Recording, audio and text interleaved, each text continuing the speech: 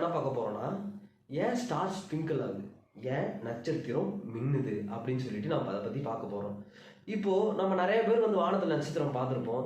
ஒரு சில நட்சத்திரம் ரொம்ப பிரைட்டா மின்னும், ஒரு சில நட்சத்திரம் மின்னவே மின்னாது. ஆனா பார்த்துட்டு அதை ரசிச்சுட்டு நம்ம அமைதியா வந்துருவோம். ஆனா அதை பத்தி நம்ம ஏன் அது ஜொலிக்குது, ஏன் அது ட்விங்கிள் ஆகிட்டே இருக்கு அப்படின்னு சொல்லிட்டு நம்ம நிறைய பேர் யோசிச்சிருக்க மாட்டோம்.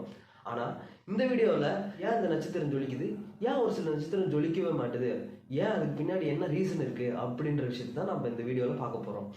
இப்போ நட்சத்திரம்ன்றது 40 ட்ரில்லியன் கிலோமீட்டர்ஸ் அவே, ரொம்ப தூரம். அது இப்போ பிளானட்ஸ்லாம் கிட்ட இருக்கு பார்த்தீங்களா, எர்த்து கிட்டக்க, அதெல்லாம் தாண்டி சன்னை எல்லாத்தையும் தாண்டி ரொம்ப தூரம். அப்படி அந்த ஸ்டார்ஸ்லேருந்து அந்த லைட்டு கிளம்பி வரும்போது எப்படி அந்த லைட்டு கிரியேட் ஆகுதுன்னா, இப்போ அந்த ஸ்டாரோட கோர்ல நியூக்ளியர் ஃபியூஷன் ரியாக்ஷன் நடக்கும்.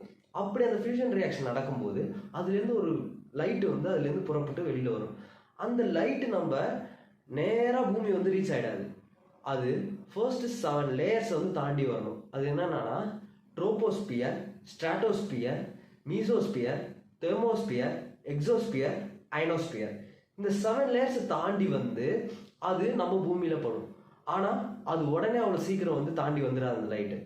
அந்த லேயர்ஸை தாண்டி வரும்போது ஒரு விஷயம் நடக்கும். அதுக்கு பேர் தான் தெர்மோஸ்பியர் ரிஃப்ராக்ஷன் ஒரு விஷயம் நடக்கும்.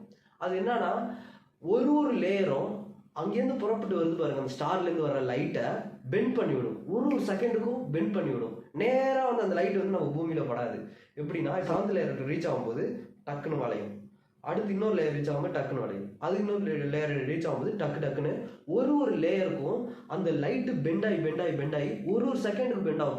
டக்குன்னு பெண்ட் ஆகி பூமிக்கு வரும்போது பூமியில இருக்கிற ஏர் டென்சிட்டி இருக்கு பாத்தீங்களா, அது அந்த லைட்டை ஒரு மாதிரி ஷேட்டர் பண்ணி நமக்கு அந்த ஸ்டார்ஸ் ட்விங்கிள் ஆகிற மாதிரி காட்டும்.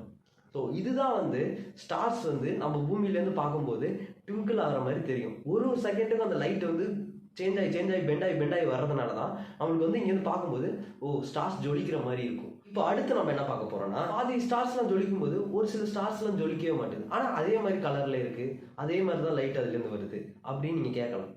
ஆனால் அதெல்லாம் ஸ்டார்ஸே கிடையாது, அது பிளானட்ஸ். இப்போ பிளானட்ஸ் எப்படி அது மாதிரி ஜொலிக்கும்னா, எஸ் அதுலேருந்து லைட்டு வரும். பட் அது ரொம்ப கிட்டக்க இருக்கும் கம்பேர்ட் டு ஸ்டார்ஸ்.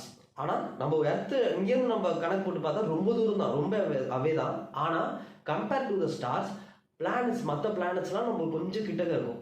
ஸோ அந்த லைட் அதுலேருந்து வர்ற லைட் இந்த ஏர் டென்சிட்டி எதுவுமே பாதிக்காது. ஸோ அதை நம்ம இங்கேருந்து பார்க்கும்போது தான் அது ஸ்டார் ஜொலிக்காத மாதிரி அப்படியே ஸ்டேவா இருக்க மாதிரி இருக்கும். ஆக்சுவலாக ஸ்டார்ஸ் கிடையாது, அதெல்லாம் பிளானட்ஸ். ஸ்டார்ஸை நீங்கள் அவ்வளோ ஈஸியாக டெலஸ்கோப்பால பார்க்கவே முடியாது. நீங்கள் டெலஸ்கோப் வச்சு பார்த்தாலும் அது நீங்கள் இங்கேருந்து பார்க்குற ஸ்டார்ஸ் மாதிரி தான் தெரியுமா ஒழிஞ்சு உங்களுக்கு நல்லா கிளியரான ஒரு இமேஜ் உங்களுக்கு கிடைக்கவே கிடைக்காது. டெலஸ்கோப் வச்சு பார்க்கும்போது இந்த பிளானட்ஸ்லாம் நல்லாவே தெரியும். டெலஸ்கோப்பில் அதோட ஷேப் என்னன்னு கரெக்டாக தெரிஞ்சிடும். ரொம்ப கிளியராக தெரியாது, ஆனால் அந்த பிளானட்டோட ஷேப் என்ன, அது எப்படி இருக்குன்னு தெரியும். ஆனால் நீங்கள் ஸ்டாரை டெலஸ்கோப்பில் வச்சு பார்த்தீங்கன்னா உங்களுக்கு இப்போ நீங்கள் பூமியிலேருந்து ஸ்டாரை பார்க்குறீங்கல்ல, அதே மாதிரி தான் அந்த டெலஸ்கோப்லேயும் தெரியும். அதை வச்சு நீங்கள் தெரிஞ்சுக்கலாம் ஸ்டார்ஸ் நம்மளோட எவ்வளோ தூரம் இருக்குன்னு சொல்லிட்டு. ஸோ இதுதான் ஸ்டார்ஸ் மின்றதுக்கும் ஒரு சில ஸ்டார்ஸ் மின்னாததுக்கும் ரீசன். இந்த வீடியோ உங்களுக்கு பிடிச்சிருந்ததுன்னா லைக் பண்ணுங்க, கமெண்ட் பண்ணுங்க. அதே மாதிரி இந்த வீடியோவை கண்டிப்பாக உங்கள் ஃப்ரெண்ட்ஸ் எல்லாருக்கும் ஷேர் பண்ணுங்க.